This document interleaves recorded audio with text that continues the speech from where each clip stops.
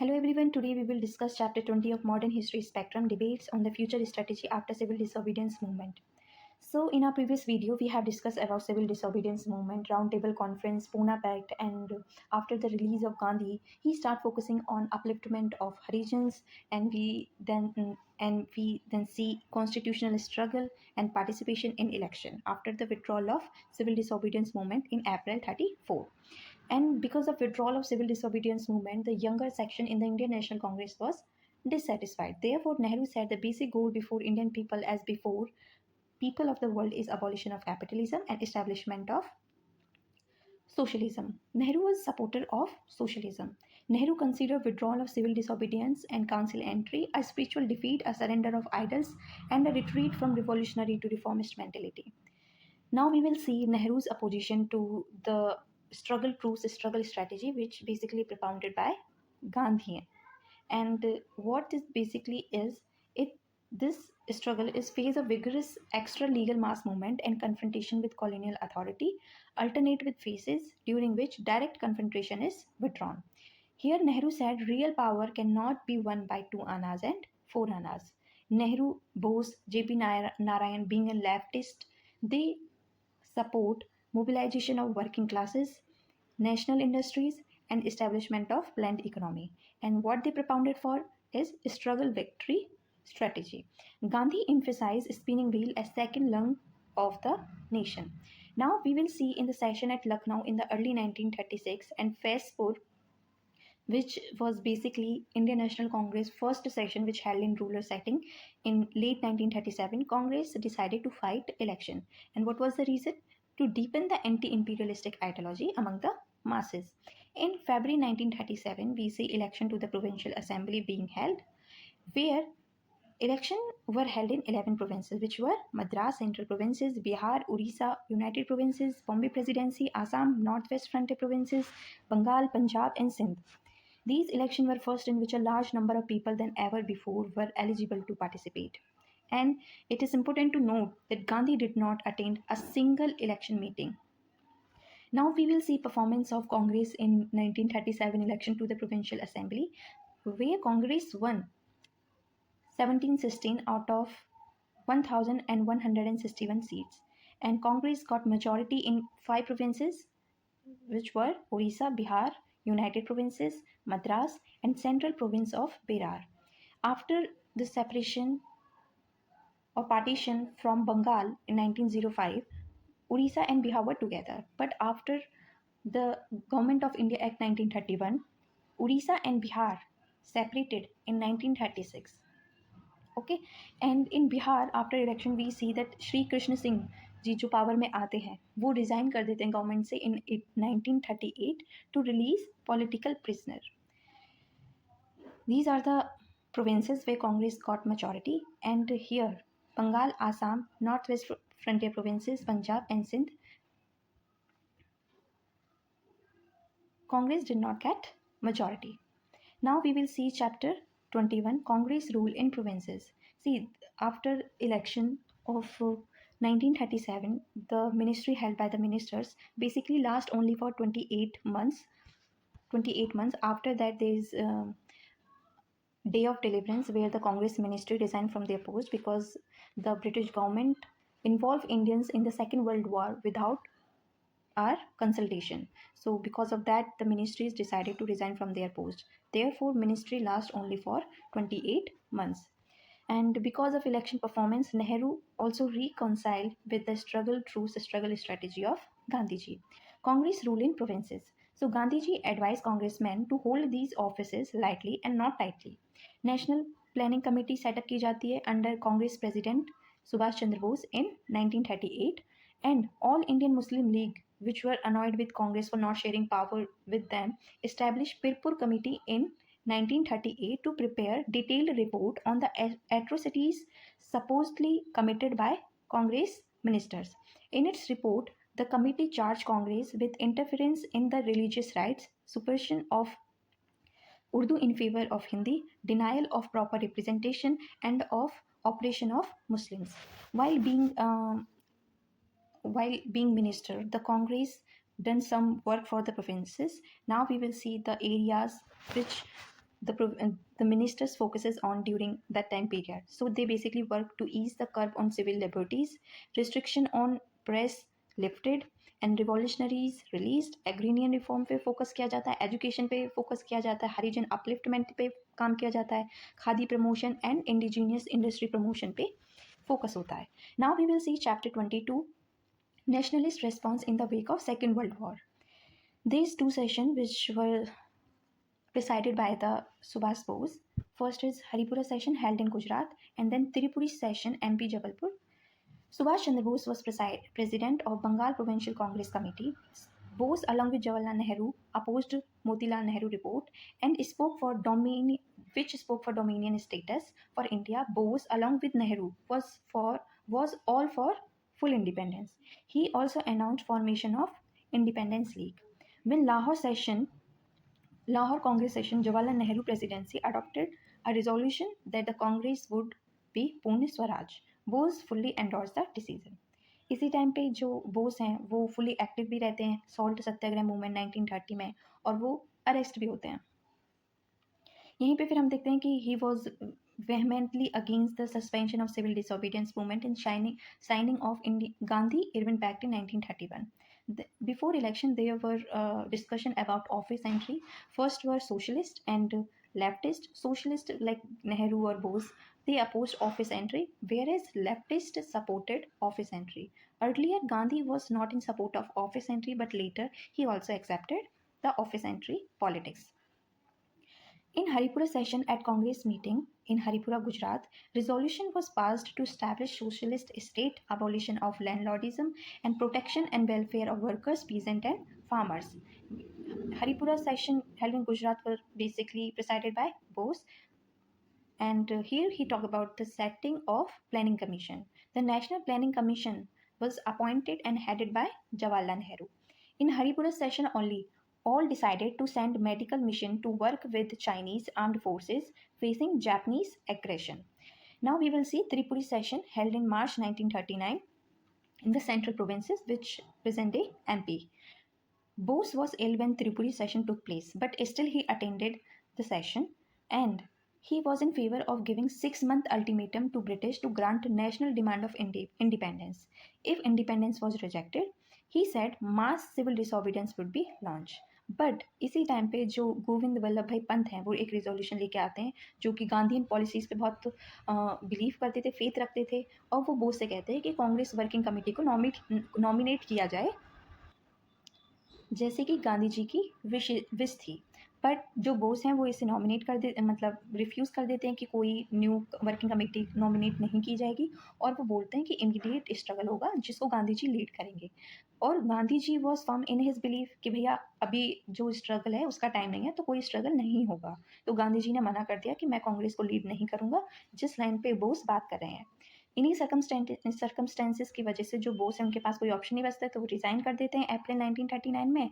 और जिसके बाद में जो नए प्रेसिडेंट बनते हैं, जब वो रिज़ाइन कर देते हैं तो वो बनते हैं राजेंद्र प्रसाद. और ये बहुत सारे PYQ में मतलब PYQ से मैंने ये उठाया है कि जब बोस रिज़ाइन कर देते हैं तो उनके बाद प्रेसिडेंट कौन बनता है, राजेंद्र प्रसाद. अप्रैल में रिज़ाइन करने के बाद में मई में जो बोस हैं और उनके फॉलोअर्स फॉरवर्ड ब्लॉक को बनाते हैं इन मई 1939 में मकाओ उनाव में, जो कि कांग्रेस के अंडर ही एक नई पार्टी होती है, और वो वहाँ पे give a call for all India protest on July 9 against all India Congress committee के रिजोल्यूशन के अगेंस्ट में, जिसकी वजह से जो कांग्रेस वर्किंग कमेटी होती है वो डिसिप्लिनरी एक्शन लेती है बोस के खिलाफ. और अगस्त 1939 में उनको उनकी जो पोस्ट होती है प्रेसिडेंट की, बंगाल प्रोविंशियल कांग्रेस कमेटी के प्रेसिडेंट की, वहाँ से रिमूव कर दिया जाता है. इसके साथ साथ उनको किसी भी इलेक्टिव पोस्ट के लिए खड़े होने के लिए 3 साल के लिए मना कर देते हैं. Now we will see 1939 Subhash win with Congress, but Congress faces internal strife कि जनवरी 1939 में जो बोस हैं वो फिर से डिसाइड करते हैं कि हम प्रेसिडेंट की पोस्ट के लिए खड़े होंगे. बट गांधी जी इससे हैप्पी नहीं थे, तो गांधी जी अपनी तरफ से एक कैंडिडेट को फेवर करते हैं जो कि थे पत्ताभी सीतारमैया, जिसे कौन फेवर कर रहे थे, सरदार पटेल, राजेंद्र प्रसाद, JP कृपलानी. स्टिल जो सुभाष चंद्र बोस हैं वो इलेक्शन को जीत जाते हैं. किसकी सपोर्ट की वजह से, कांग्रेस, सोशलिस्ट पार्टी और कम्युनिस्ट पार्टी के सपोर्ट की वजह से, जिसकी वजह से गांधी जी जो हैं सुभाष चंद्र बोस को की विक्ट्री के लिए उन्हें शाबाशी देते हैं और फिर बाद में डिक्लेयर करते हैं कि Pattabhi defeat is my defeat. Now we will see Congress socialist party. So basically in May 1934 में पटना में जो ऑल इंडिया कांग्रेस कमेटी होती है वो मिलती है, इलेक्शन से रिलेटेड बात करने के लिए मिलते हैं।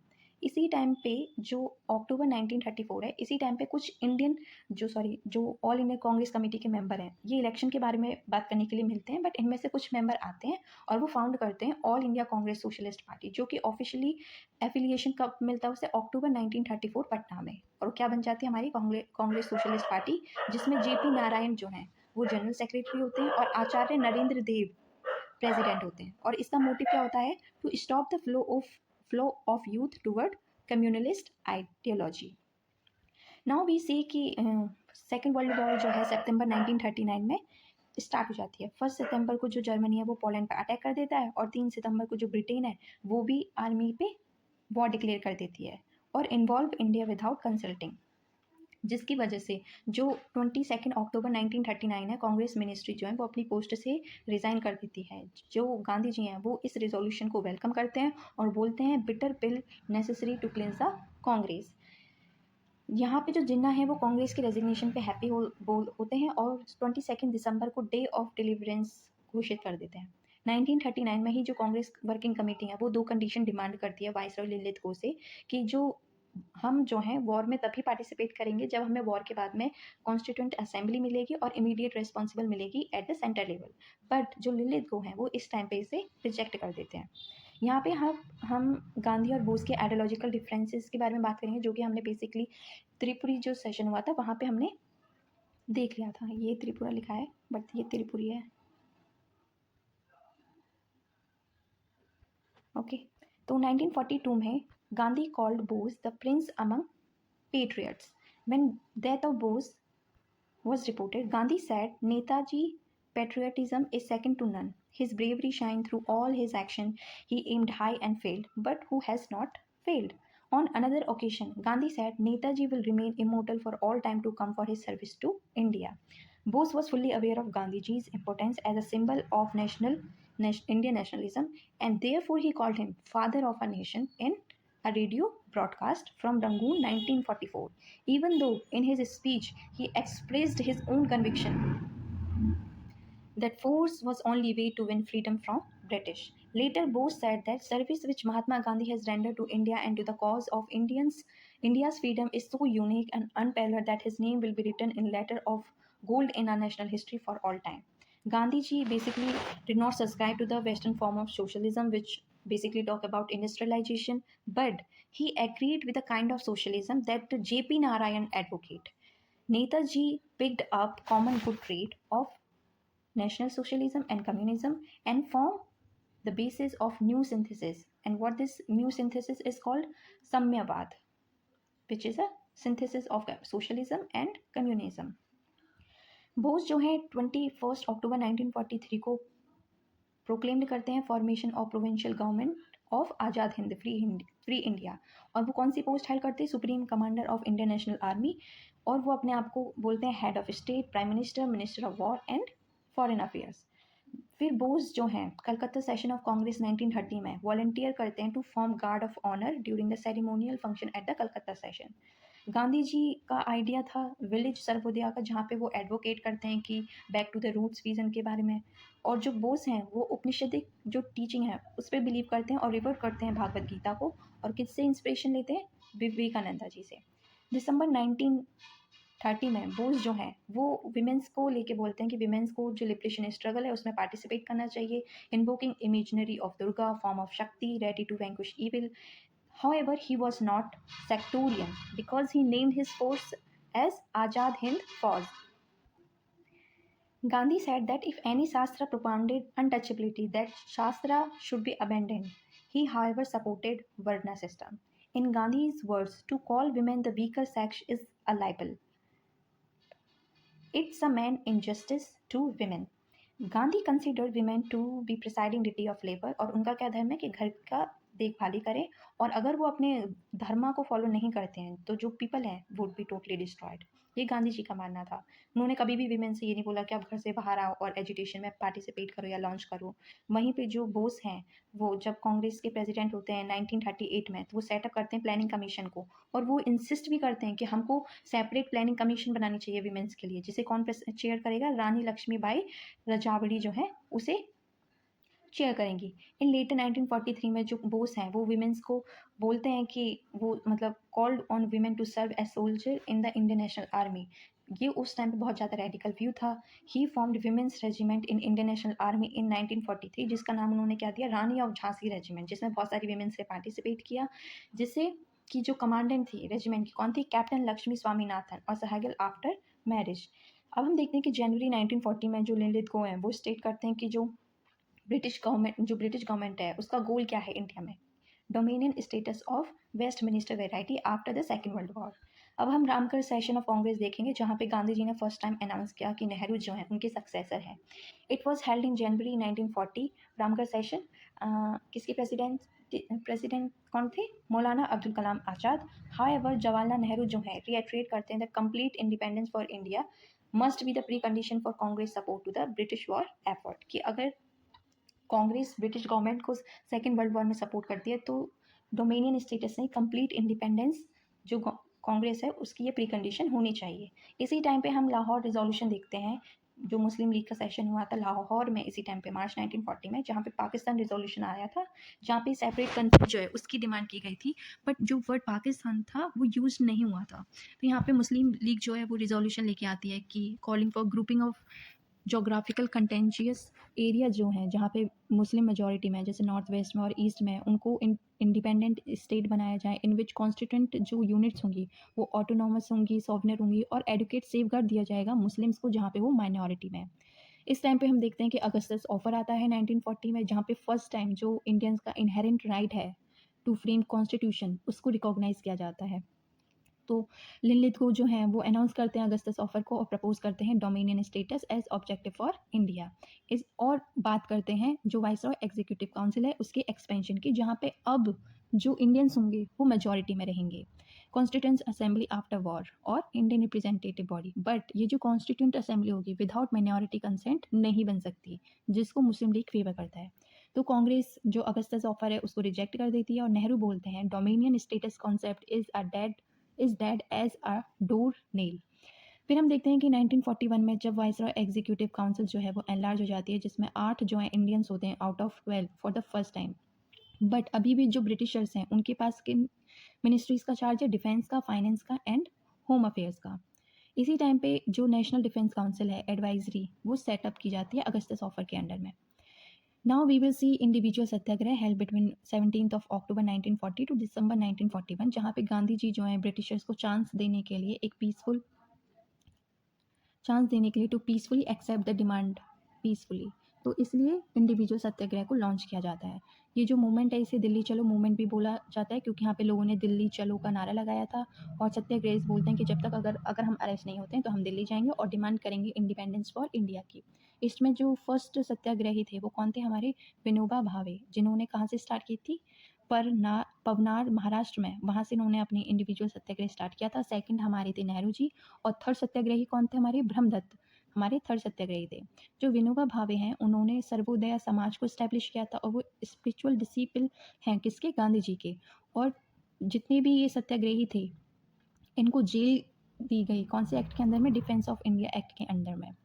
Next we see Gandhi ji and Nehru ideological difference. तो गांधी और नेहरू जी के बीच में जो डिफरेंस है वो बेसिकली टेम्परामेंट और एटीट्यूड में देखा जाता है towards modernity, religion, God, state and industrialisation. Nehru was indifferent to religion, and whereas Gandhi believed deeply in his own version of God. Next, Nehru believed in industrialization was the only solution to acute and poverty of India. वहीं पे जो गांधी जी हैं वो advocate क्या करते हैं, rural economy को advocate करते हैं, उसे रिवाइव करने के लिए बात करते हैं, चरखा की बात करते हैं, खादी की बात करते हैं। Nehru believe in power of modern state to elevate and reform society, while Gandhi was skeptical of state power. Raj Mohan Gandhi, in his book The Good Boatman, writes that Gandhi preferred Nehru to the alternatives because he was most reliably reflected the pluralist, inclusive idea of India that Mahatma himself stood for. Now we will see that there will be a Cripps mission, which Gandhi ji called as a post dated check. So जो Cripps mission है basically उसमें सिर्फ whites आते हैं. किस लिए इसका aim क्या है? To obtain Indian cooperation in second world war. क्या हो रहा होता है इस टाइम पे कि जो जापानीज़ हैं वो पर्ल हैबर पे अटैक करके सेकेंड वर्ल्ड वॉर में एंटर कर देते हैं, और क्विक अपना सक्सेशन जो है वो कहाँ पे बढ़ाते हैं? मलेशिया में आते हैं, इंडोनेशिया, बर्मा में. मार्च 1942 में जब वो रंगून में पहुंच जाते हैं तो स्टैफर्ड क्रिप्स जो है मार्च 42 में ही क्रिप्स मिशन लेके आते हैं, जहाँ पे वो बात करते हैं डोमिनियन स्टेटस की और free to decide relationship with Commonwealth. फिर कॉन्स्टिट्यूंट असेंबली की बात करते हैं, फिर बोलते हैं कि जो कॉन्स्टिट्यूंट असेंबली में मेंबर होंगे वो पार्शियली इलेक्टेड होंगे और कुछ होंगे वो नॉमिनेटेड होंगे. नॉमिनेट कौन करेगा? प्रिंसली स्टेट उन्हें नॉमिनेट करेगा. फिर जो गवर्नर जनरल होगा वो अभी भी ब्रिटिशर ही होगा, और कोई भी प्रोविंस अगर विलिंगली ज्वाइन नहीं करती है कॉन्स्टिट्यूंट असेंबली को तो उनकी खुद की सेपरेट होगी. ठीक है. फिर यहीं पे जो डिफेंस है वो अभी भी ब्रिटिशर्स के कंट्रोल में है. बट ये जो क्रिप्स मिशन था इसे कांग्रेस रिजेक्ट कर देती है. कांग्रेस को कौन रिप्रेजेंट करते हैं? जवाहरलाल नेहरू और मौलाना आज़ाद. और जो मुस्लिम लीग है वो भी इसे रिजेक्ट कर देती है, क्योंकि जो पाकिस्तान है वो इसमें एक्सप्लिसिटली कहीं पे मेंशन ही नहीं है, जिसकी वजह से जो क्विट इंडिया मूवमेंट है वो आएगा, जहाँ पे immediate end of British rule की बात की जाएगी. तो ये यहाँ पे गांधीयन एरा की टाइमलाइन है. ठीक है. So that's it for today. Thank you. Have a nice day. जय हिंद, जय भारत.